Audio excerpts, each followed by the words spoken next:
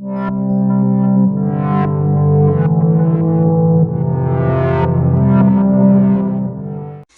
what's up there, YouTube friends? It's Grumpy Gamer Dad, and this is Making the Nightmare. In this episode, we are going to build Scarecrow Jack Skellington. You only see him for a couple scenes in the beginning of the movie, but I think he's going to make a great addition to our Halloween Town section. Now, unlike some of the other builds, Jack and Sally, for instance, this is going to be a 100% scratch build. I've got my PVC body. I've chosen this burgundy red for his shirt. For his pants, I've got that tan colored material there. We're actually going to sew a costume. This is the first. Now you see that the Jack frame is pretty wide. He's got very wide arms and very short legs there. That's because he won't be staked to the ground like the traditional models are. He'll actually be suspended. For his hands, I actually bought this at a craft store. It's basically a plastic stick or branch. Here you can see that the build is starting to come together and take shape.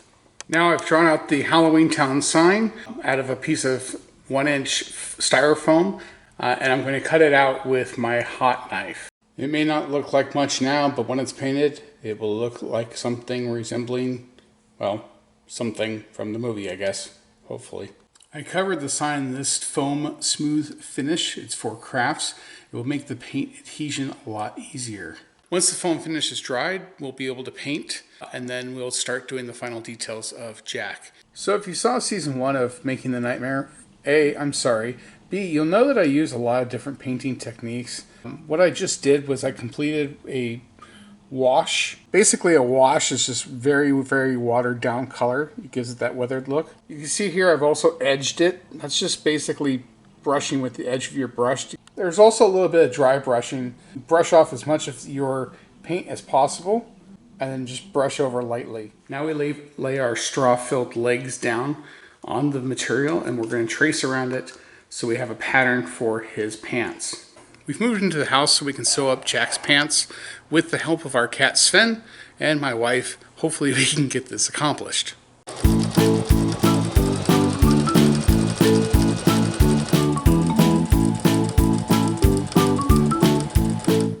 We now have a pair of Jack's pants. He wears those skinny jeans that all the hipsters wear. Okay, and here he is with the rope belt. In the picture, he's got a rope around his upper thigh and one across each knee. I bought this carvable pumpkin at the craft store, or at least what I thought was a carvable pumpkin, but that will make Jack's head. Okay, so I did some work on Jack here off camera.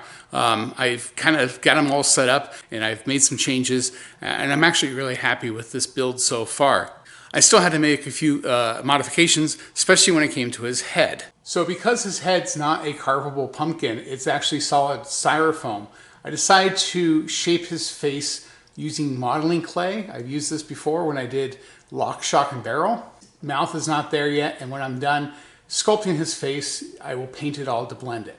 So to give him the semblance of a chest, I used another piece of the upholstery foam that I had. I used that for Lock, Shock, Barrel, and Sally. With leftover materials, I made like suspenders so I can hold his pants up. Also, the Halloween Town sign. I didn't like the way it came out when I painted it, so I used some of that same modeling clay, stuffed it into the hollowed out letters to kind of make it more pronounced and visible, especially in the dark. So here we've got Jack's face. As you can see, the color of pumpkin here versus the color of the clay are different. So I'm going to take some acrylic paint here in the color of orange, paint the whole damn thing. So there you go. I am done with the pumpkin head. I've actually painted all the yellow parts with some glow-in-the-dark black light paint. So I have a black light on him and he is really going to glow well. Here's a final look at the completed Jack Skellington Scarecrow.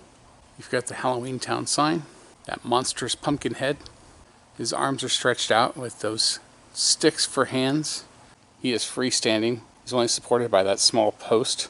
That's the end of this build. The next build and the very last build will be Oogie Boogie. So stay tuned. Alright, so you've made it through episode 4 of Making the Nightmare. That is the Scarecrow Jack. As a reward, I'm going to open up this 5th box of the Loungefly Mystery Puzzle Pins featuring Nightmare Before Christmas. These are only available at Box Lunch. At the end of every Making the Nightmare video, we will open up one of these pins. Alright, and unfortunately our luck has not held out because we have our first duplicate. We have 0. Stay tuned to the end of every Making the Nightmare video to see what other pins we might get.